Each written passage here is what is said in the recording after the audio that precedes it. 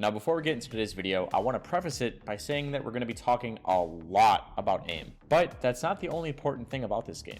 So if you want to learn about utility usage or just stay up to date on the current meta, we at SkillCapped.com can help you out. We have Radiant produced courses where Radiant players literally show you how to play the game. They'll help you save time and rank up faster. It's similar to like a pay-to-win system. But if you don't rank up while using our service, you're going to get your money back. We're just really confident in our service. So if you're looking for the fastest way to climb in Valorant, be sure to check out SkillCapped.com. Link in the description below. Do you want to learn how to do this? I mean, I'm not gonna lie, I would too, especially in a tournament. And for those of you who don't know who this is V1's IGL, Xander. He's known to hit some nasty clips like these. So today, I thought it'd be a good idea to break down not only this clip, but other insane rounds that you guys too can start to try and replicate this in your own gameplay. And I've managed to break it all down into 3 simple steps. So let's get started. Now, if you've watched some of my guides in the past, one of the biggest rules I have when training your aim is that you need to focus on the 3 main rules. The 3 commandments, I guess. See, stop, and shoot. And Xander's clip demonstrates all 3 into one clip. If we slow down all the gunfights that Xander took, the first thing to mention is how he wide swings out horizontally from hell, catching Sentinels off guard. When retaking, the last thing you expect is for someone to be wide swinging you.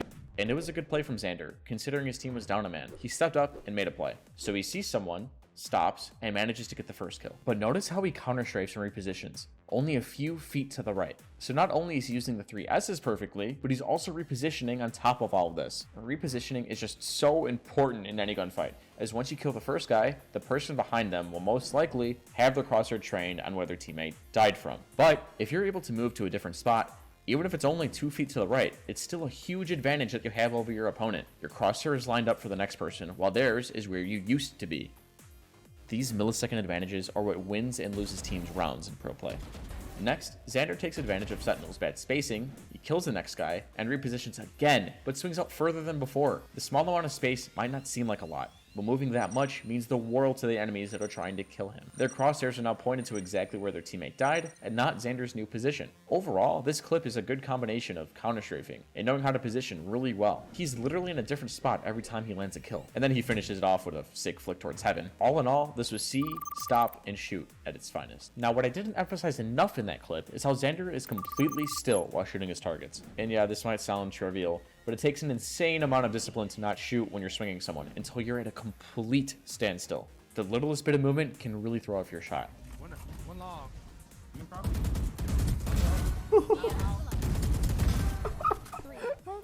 Notice how Ye is standing completely still when he's taking these gunfights. Especially on the second kill on the Sova, he has the discipline to not move, even when he whiffs.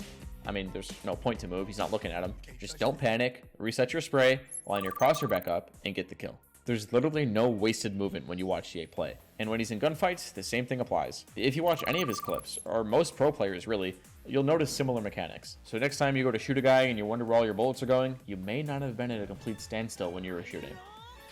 Now, if you want to take the whole stopping when shooting thing to the next level, you're going to want to learn how to counter-strafe. There are a ton of videos out there on this topic, but to keep it short, when you peek someone and then press the opposite directional key, there is a brief window of time that you have to get an accurate shot off. This window is when that directional key cancels out your momentum, technically putting you at a standstill. You don't even necessarily have to press the opposite key either. Just by simply letting go and making sure you've stopped, you can do the same thing.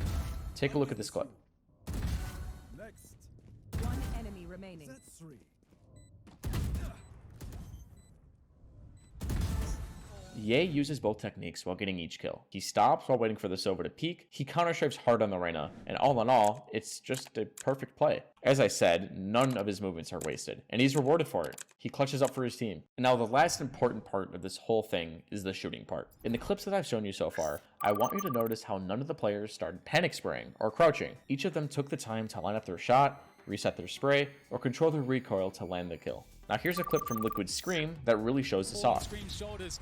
There is a whiff from Cena, opportunity for Scream if he can find him. There we go, Scream looking to make it happen. Oh my god, Scream gets himself. As I said, shooting is arguably the most important part of that 3-step process. It doesn't matter if you swing or stop, but if you can't land your shot, then the first 2 steps don't really matter. After close peeking on Pillar, Scream stops right as he sees Jet, kills the Jet, then takes about a half step before realizing he needs to flick up and kill the Cypher. And since Sage isn't ready for the trade and she just kind of panics, Scream lines up with the Sage's head and secures his team the round. Okay, so you've seen all 3 steps in action and emphasized in each clip: seeing, stopping, and shooting. Now, how do you implement this in your own gameplay? Well, for starters, I'd completely forget about aim trainers. We aren't going to be using these at all. While trainers are good in their own way, like gaining mouse control or getting used to your new sensitivity, they aren't good at replicating the game itself. If you ask most pros, they'll even tell you the same thing. Do you want to get better at Valorant? Then play Valorant. But now that you're in the range, something that I do a lot is I'll turn on the 100 bots mode, come over to the side, as wide flicks aren't really that realistic, and I'll take my time going from head to head. Then you can start counter strafing back and forth between each head,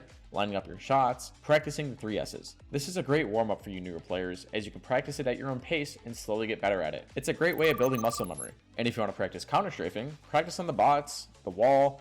You could even use a sage wall creatively like this. Just make sure you're getting that timing down of when you can shoot and when you're not moving. Then, once you feel warm, hop into a deathmatch and literally tell yourself these things out loud. See, stop, and shoot. You might feel weird or look weird if there's anyone around you, but that's okay. We're building good habits. Don't worry about the scoreboard or the oppers or the campers. Just focus on what you're doing. Focus on swinging each angle as you would in game. Or practice clearing your corners as well. What I see a lot are people W-keying around the map, and it isn't that great again, as you won't be doing that in a game. When you spawn, just move around in the area that you're in, and practice your crosshair placement, and how you would normally swing each angle. This is good, normal practice, and the best way you can simulate an in-game scenario. It's going to take a while to get good at this, so after a few weeks of practicing, this see, stop, shoot thing is going to become second nature, and you're not even going to think about it. So once it does become second nature, clips like these are possible. It's worth. At the end of the day, it's worth. No matter what.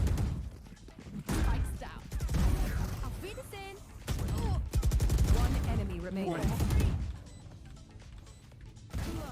I don't know about you, but this is probably one of the sickest clips I've ever seen. Just watch how Hiko stops on a dime to kill some of these players. Doesn't spam his sheriff. He knows how much ammo he has. It's just perfect. He counter-strafes effortlessly in the last 2 kills, and everything we talked about today was displayed in this clip. Hiko knows the enemy is towards stairs, so he goes for a wide swing to catch him off guard, and he knows he doesn't have a lot of ammo, so he's disciplined with his shots and takes the time to line them up. This clip just goes to show that if you put in the work to improve your mechanics and really dedicate yourself to this game, anyone can do this, not just Hiko. You don't need to be some cracked zoomer with a 10 millisecond reaction time. Just good, solid fundamentals and some discipline. See, stop, and shoot.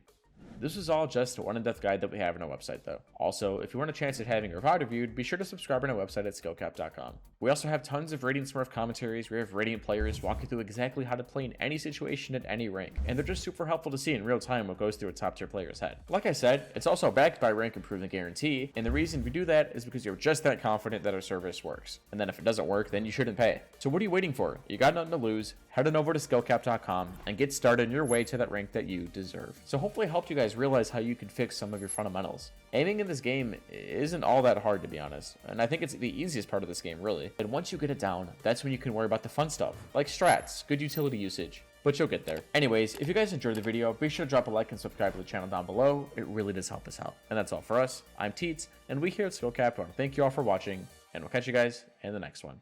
Take care.